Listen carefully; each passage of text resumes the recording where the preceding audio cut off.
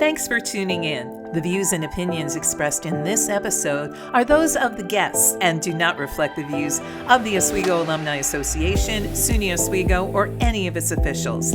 Email us with guest ideas at alumni@oswego.edu. Welcome to the Oswego Alumni Podcast. I'm your host, Dee Perkins. Today, we're talking with a PR executive, co-founder of her own business, Hudson West. She met her business partner at a class for her 4-month-old, and she and Jen have been going strong for almost 10 years. Welcome to the podcast, Lori Jung Class of 2002. Welcome, Lori. Thank you. Thank you so much for having me. It's an honor. Let's start with this great story of how you came to be a PR business owner with Jen Rogers. Can you tell me the firm's origin story? Surely. Jen is not an Oswego alumni. I am. We have been running our business for 10 years now. And as you mentioned, we met at swimming lessons for 4-month-old girls who are now approaching 12, approaching 11. And it was just kismet. It was lovely. Jen had a background working in public relations in entertainment. I had a background working in public relations in a lot of consumer products, PR. We grew up 10 minutes from each other, I in Rockland County, her in New Jersey, and we had never crossed paths. We ended up moving out to Scottsdale, Arizona, where we eventually crossed paths, noticed we had the same diaper bag, and hit it off from there. We started our own business and realized that with her expertise and mine, together we could do wonderful things. And as you know, and you mentioned, we've been going strong for a decade now, which we like to say is longer than a lot of marriages. So we're very happy together. You have the communication style of married people, texting, email, calling. A lot of the articles I read about you guys are into the night we do things. Yeah, finishing each other's sentences too. Oh yes, we play to each other's strengths terrifically, and it's a great partnership. And we have just been fortunate enough to work with a large variety of clients that run the gamut, and we have a lot of fun doing it. Reaching back to 1998, when you first came to Oswego, is it true you chose Oswego because it had the best lake sunset? Mm-hmm. Mm-hmm. It is. I actually had, I think I had an art scholarship in studio art to several other locations. And I just had this urge to be a communicator, and sitting in studio art or even in front of a computer for computer graphics was so antisocial. And the minute that I went to Oswego and saw the sunset and the community and the students that were there, I just knew this is for me, and maybe art is not for me. So that's exactly what happened. You started as a computer graphics designer. So when did you switch? What made you switch?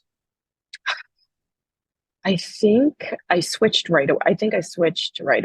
I want to say by sophomore year, I knew I had started taking communications classes, and I knew that was much more my line of work that I was happy with and enjoyed versus kind of sitting and staring at a screen and just handing in, pieces of art that I spent a lot of time doing, but it just didn't have that social aspect that I was looking for, and ultimately eventually made a career from. Any of the classes in particular you want to give a shout out to? Oh, my favorite professor was Dr. John Smith. Okay, I'm going to try it. Here we go. Dr. Smith has a laugh that literally everyone laugh. And you could, it echoed throughout the student union, and I knew where he was or if he was down the hall. But what a phenomenal professor. And I want to say it was like persuasive communications 101, where he just employed people to get up on stands and talk about how passionate they were about something and present an argument. And he was so invested in all the students in that class. And I remember being like, this is my calling. This is what I should do. So he was phenomenal. One of my favorites. I can't remember a few other professors' names, but if I go back and look, I will definitely find some more. I read something else about you. You said you did really well in your interviews in New York because you took an etiquette class. I don't remember that Yes. being offered when I went there. Oh my gosh, it was fabulous. It was held in the top floor of the student union in the restaurant.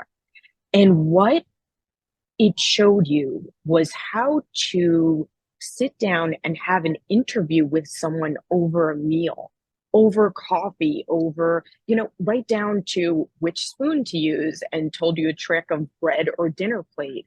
And it gave me just this calm sense in knowing at least I won't mess that part of my interview up. I went to my very first job interview in New York City in the fashion district, and I was nervous, and we sat down to coffee, and my boss, who I ended up working for probably a decade or so, ended up later eventually telling me my interview was one of the best interviews he'd ever had. And the other two interviewees were also Oswego alumni who went and took that class. So it was so exciting to go in and find more people. I remember Mr. Dan Schwartzberg. I need to get in touch with him because he was another colleague that ended up working at the same PR firm and did that class and was a fan of Dr. Smith, and just it was like Oswego alumni were doing great at that firm. So I'm gonna play like your greatest hits here. Like I stalked you and now I know you love these things. So here we go. You talked about career services also helping you hit the ground running when you got to New York. How did they help? Very much. I mean, that was the time, let's see, that had to be 2002. And it was like Hot Jobs and Monster, and you were blasting emails like, 50 a day or maybe even more with your resume and hoping. And I remember getting an email, I think, through career services, and they were really able to connect me with alumni, job firms that were looking.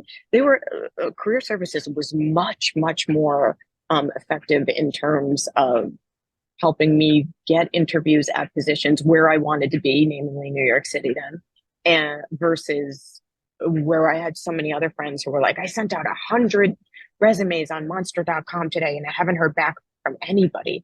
And now there's such a, an algorithm to that. It's so different so many years later, but I just remember career services being such an asset.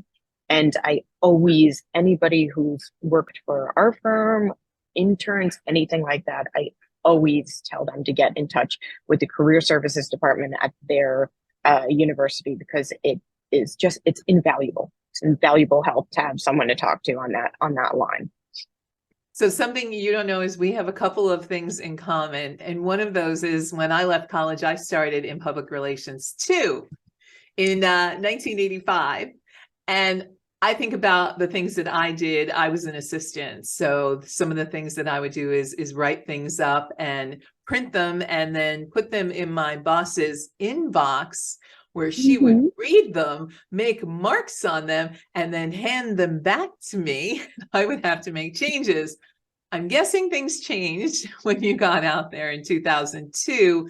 And I think you and I know that things have changed dramatically now in 2023. So what would you tell students to kind of, right now, the ones that are in school, what would you tell them to lean into as you look into the forecast of what will be important in PR? I would say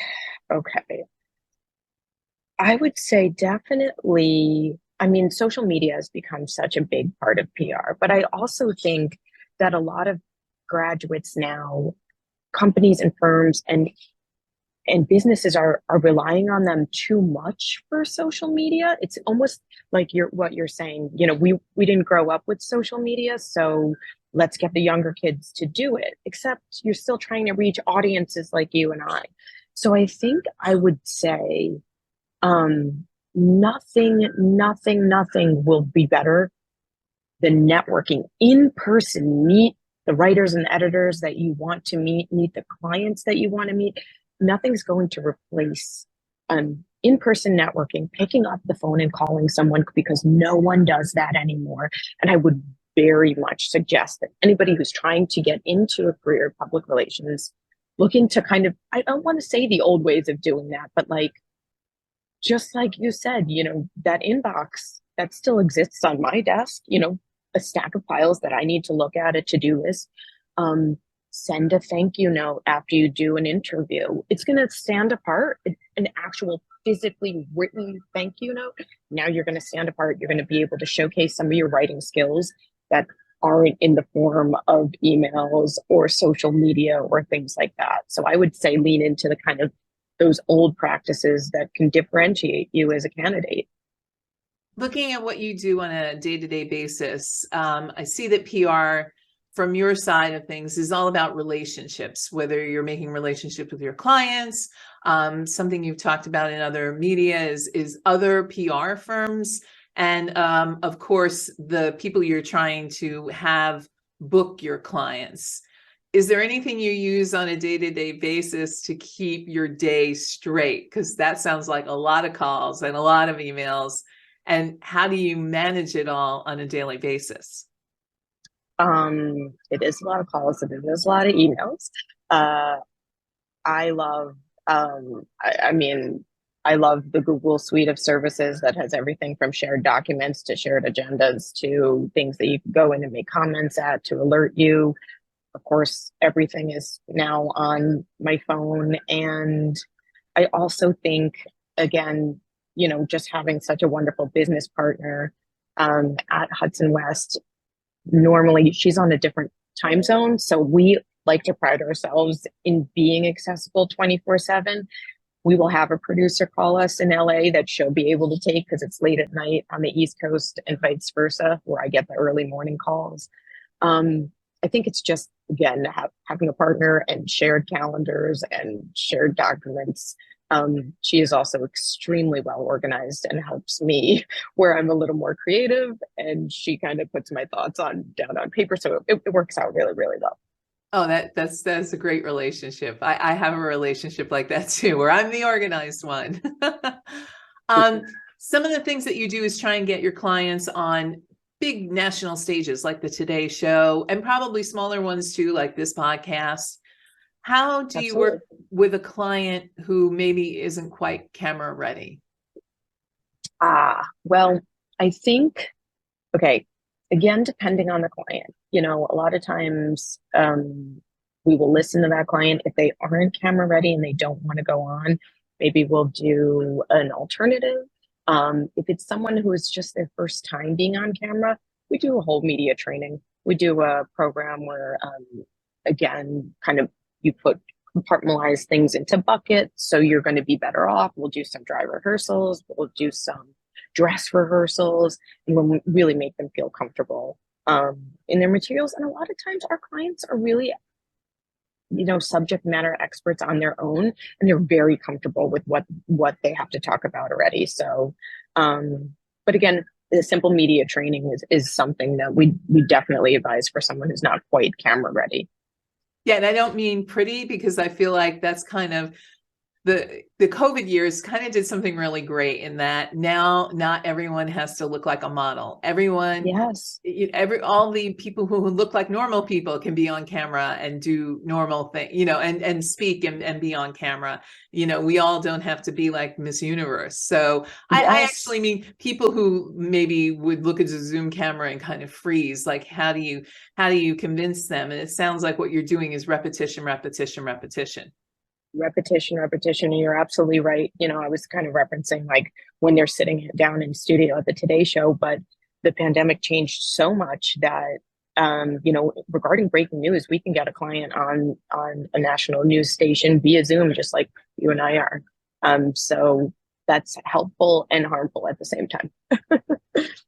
One of the funny things I read about your resume is that you started out doing a thing called satellite tours. I was involved in that because I worked at Westwood One in the satellite sales department. Can you explain to the pre-Zoom audience what a satellite tour, I'm guessing, used to be? Because I'm guessing they don't exist anymore. I think with the pandemic, changing so much, a satellite tour probably does happen, but I would want to call it maybe a Zoom or a Skype tour now. But back then, satellite tours, if you had a client with a message or a product, and we kind of capsulized it into a news segment. And from a location, some of mine were, a national park or even a baseball field, anything like that. You would kind of go live to news stations across the country, and we'd connect via satellite, and it would look like a live interview, except it would kind of be scripted and arranged and ready. And it was really fun. I think most fun that we ever had. There was one, I want to say, Dyson. Do you remember tons of little adorable golden retriever puppies in a Dyson commercial? We had like a room of Dyson puppies all over the place. So we were doing a Dyson satellite media tour. It was very hard to not go home with a golden retriever puppy, but I think they were all claimed. But we had like 20 of them. It was great. What did the puppies have to do with the vacuum cleaner? I don't know why. It must have been, again, we're rewinding almost 25 years now, but that was their theme for a while. Maybe it was a pet vacuum or a new type of advanced. I have a joke with my friend in marketing that you just put a pet involved in anything. It could be anything that you're trying to sell: soda, wood floors, new roofing. Put a pet in there and it'll work. I love it. And now I get to see a lot of pets visiting too on Skype and Zoom calls, like, someone's cat walking by or someone's dog, which is great too. It's great. I have my door closed. To be honest, over the pandemic, when, everything was very, very difficult, we strengthened so much of our media relationships because everyone was working from home then. And so we were speaking to writers and producers and learning more about their personal life, and learning if they had, dogs, cats, kids, if they like to cook, so we learned so much more of our media relations personalities and about them during that too, which is just cracking me up, because now I know, like, off the top of my head, I'm thinking about a bunch of great media contacts who did have that cat walk across their keyboard, things like that. So that has happened to me, and that's why all the doors are closed now. All of a sudden you would just see a tail going by. It's work therapy animals. They're important. Do you ever get nervous? I would think, talking about PR and kids who are coming out of college, making those calls to the Today Show saying, I have a great client. Do you ever get nervous trying to, make those big calls? We don't get nervous anymore. I do remember being nervous, 25 years ago. At this point, I think, no, we've got the relationships down pat. And honestly, the best tip is, if you ask them straightforward, let me know if you like this or you're passing on it. And you take no offense if they pass on it. That they'll always take your call and your email again. If they say, this looks great, but I'm going to pass on it this time, it's not for me, and you respect that, then you shouldn't be afraid to call anybody again, because they need us as much as we need them. And it works out really, really well. So that's, I think, also one of those old tricks of the trade that we can talk about, that we talked about before. Just saying, hey, I've got this great segment concept involving, free guitars for kids, whatever it is. What do you think? Oh, and I'm sorry, I'm going to pass on it. Great. I'll call you next time with something that's a better fit. And so there's no reason to get nervous about it. Yeah.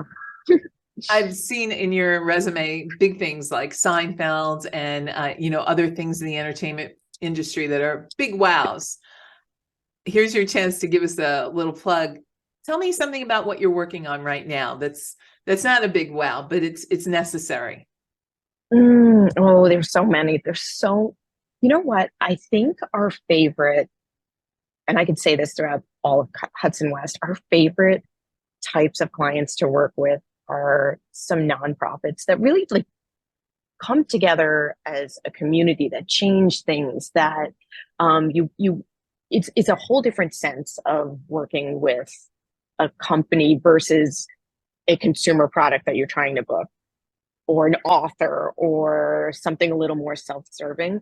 Some of the nonprofits that we're working with are just fantastic, and they've always been our favorite to work with. So I don't want to single out one more than another, but definitely our nonprofit work makes us feel wonderful. Just, I mean, it's rewarding in so many senses. You seem so happy running your own firm and kind of directing your own ship. You worked at your other job before you left. It's going on 10 years. How did you know the time was right to make that jump and take that risk? That's a hard decision, because when you work, at a place for so long, you feel very much a part of it. But then also, I was a director there, and you also realize, wow, I'm doing all of these things that I could probably be doing on my own. Or yes, I have a very nice office space, and I have, this, but perhaps I could try it on my own. So I honestly started up, I think, my own company while I was still working for a very big firm. And I started just helping startups, just businesses, entrepreneurs and startups. And then that took off, and I realized this is my calling. I need to start something on my own. And I met Jen, who was very interested in doing the same thing. And our worlds just opened whole new door of opportunities for both of us and our clients. So it worked out phenomenally. And you were both in Arizona at the time that you started the business. Now you're back in New York. That must have been a brutal move when you said, Jen, I'm going back.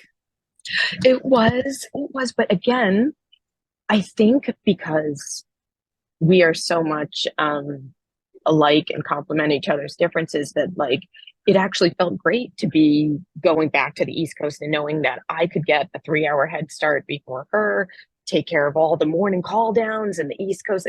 I mean, a lot of times when you're on the West Coast and you are trying to get an event in, let's say, Boston, a live event in Boston, you're waking up at 2 a.m. to try to reach a news producer there and pretending that you're in Boston. So it's a lot easier with the time difference. But I think having employees and people on both coasts were just kind of access 24/7 and being pitching 24/7.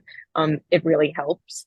Obviously, we get, we love every opportunity to see each other, but also I grew up in New York. I grew up in Rockland County. So the chance to come home was one that I wasn't going to pass up at all. I understand. All right. So one last fun question. We got 2 more questions, but this one's the fun one. I saw this and I couldn't pass it up. It said online that your biggest pet peeve is unnecessarily shortened words like totes. Is totes? Oh my gosh. Totes short for No one totally? says that Like, anymore. I'm completely Yes, out of it. it was. But you know what? I just got told by my 11-year-old, who uses the word sus regularly. And Sus? I said, is that short for suspect? And I got, Mom, please don't. Please don't. So yes, these unnecessarily shortened words just drive me.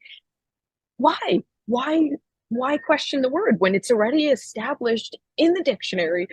What's the need to shorten it? But there was going to be, so I mean, again, my middle schooler is coming up with new ones every day that, oh my God, that's I'll hilarious. have to deal with. Yes, totes, I believe, was totally totes. Why would you say totes? Oh my God, I love that. All right, so my last question is always the Oscar speech, but I should make this the Emmy speech. You were nominated for an Emmy, right? Nope, that was Jen. Oh. That was Jen. We have to take credit where credit is due. That was Jen. But yes, Jen is a phenomenal producer, and our news director on staff, to Emily, I believe, was nominated for an Emmy as well. We've just got a great crew of people at Hudson West. So Okay, so I will switch this, the Emmy speech. If you were being handed an Emmy and you're up on stage, who during your time in Oswego would you thank? And it could be professors, it could be fellow students, it could be anybody. So I think it would definitely be the professors at the communication department. I think it would be that etiquette course. It was great. And I also was in a sorority. I was in Sigma Delta Tau, and that was a great networking opportunity in every sense of the word. I mean, we had mixers, we had parties, I